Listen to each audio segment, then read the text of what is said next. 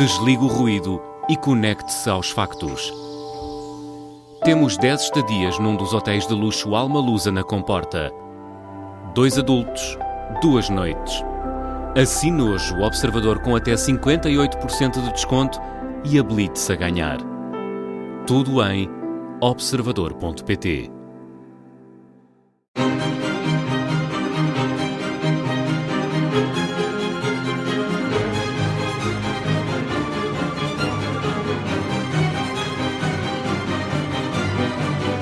A história de Tondela é contada no Museu Terras de Besteiros. O Ruben Marques é técnico superior.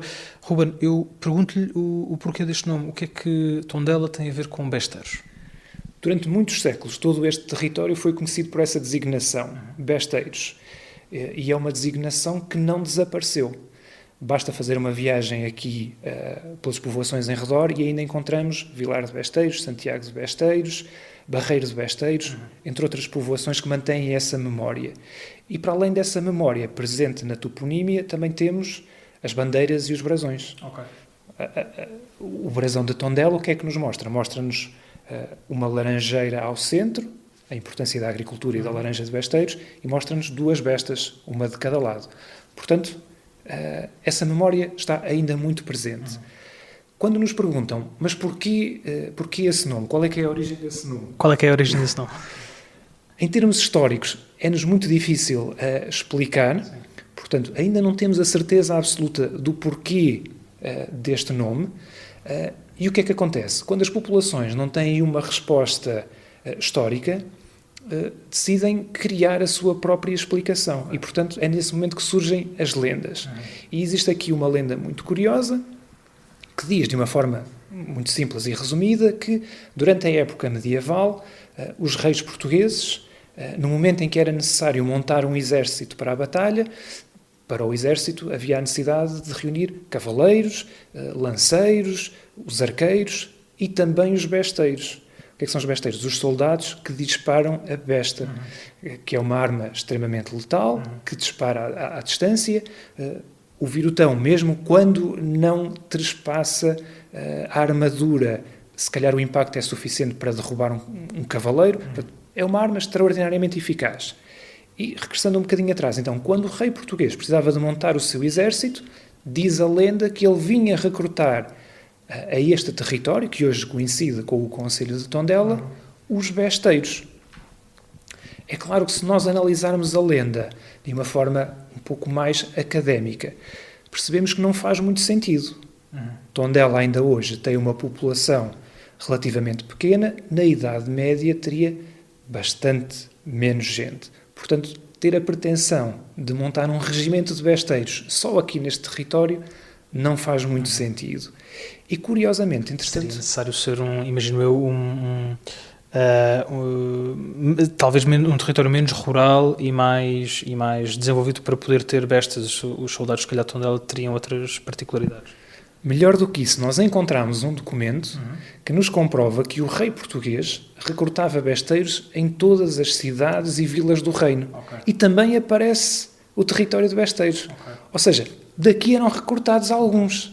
Só que eram recrutados aqui, em Viseu, em Coimbra, no Porto, em Lisboa, em todas as cidades do reino. E provavelmente depois cada povoação fornecia um número compatível ou equivalente à sua população. Ok. Quando os tondelenses ouvem esta explicação, têm sempre tendência de adaptar a lenda e de dizer que se não vinham daqui todos os besteiros, provavelmente vinham daqui os melhores. E, portanto, a lenda foi adaptada e mantém-se esta explicação para o nome Território de Besteiros, nome que o nosso museu ainda hoje guarda como seu. E para quem não sabe o que é uma besta, o Museu Terras de Besteiros tem um exemplar do século XII, da altura medieval. Como é que explicaria o que é uma besta a quem não conhece esta arma? Eu vou fazer uma correção. Nós, infelizmente, não temos nenhum exemplar porque nenhum foi descoberto aqui no nosso território. Temos uma réplica que nos serve, sobretudo, para contar esta lenda e também para mostrar, sobretudo ao nosso público mais jovem, como é que ela funcionava, qual a sua importância nas batalhas e o que é isto. Isto é uma espécie de um arco e flecha, mas que funciona na horizontal e A flecha tem um tamanho mais diminuto. Chama-se virutão e tem um tamanho mais diminuto. Porquê? Porque assim adquire mais força, resiste mais à força do vento. Portanto, se estiver vento, ela mantém a sua trajetória mais certinha.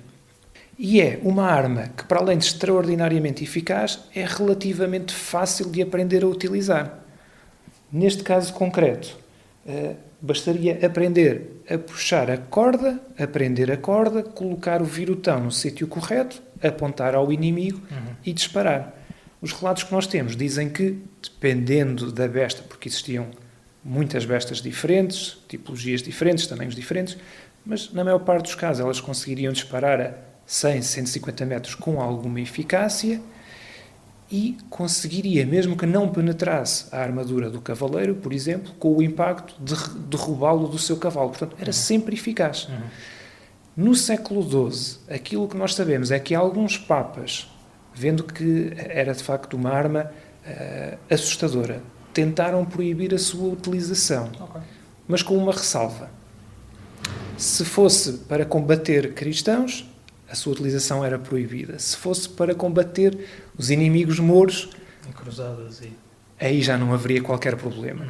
A verdade é que essas regras nunca foram respeitadas e nós temos um bom exemplo, que é a Batalha de Aljubarrota, que colocou de um lado portugueses e ingleses, do outro lado espanhóis e franceses, todos cristãos, e nós temos registro de que existiam besteiros a combater. Portanto, na guerra e no amor, tudo é absolutamente válido. A história medieval de Tondela não se conta apenas de bestas e de besteiros. Há outros registros na sala aqui onde nos encontramos, e que registros são esses, Ruben? No nosso território nós temos bastantes vestígios do período medieval. Os mais comuns serão talvez as sepulturas escavadas na rocha e as lagaretas. Para além disso, nós temos algumas igrejas cuja sua origem é seguramente medieval. É o caso da Igreja do Guardão e o caso da fachada da Igreja de Canas de Santa Maria. Depois aqui no nosso museu, e nesta sala em particular, temos também duas pedras muito interessantes, uma aduela e um lintel, que pelo seu tamanho e pela sua decoração terão pertencido a um edifício grande, imponente. Ora, como essas pedras foram descobertas numa povoação chamada Mosteiro de Fráguas, a ligação é muito fácil de fazer. Estamos em crer que essas pedras terão pertencido a um antigo e importante mosteiro, do qual, infelizmente, hoje já não restam muitos vestígios, a não ser, de facto, estas pequenas pedras que foram sendo descobertas.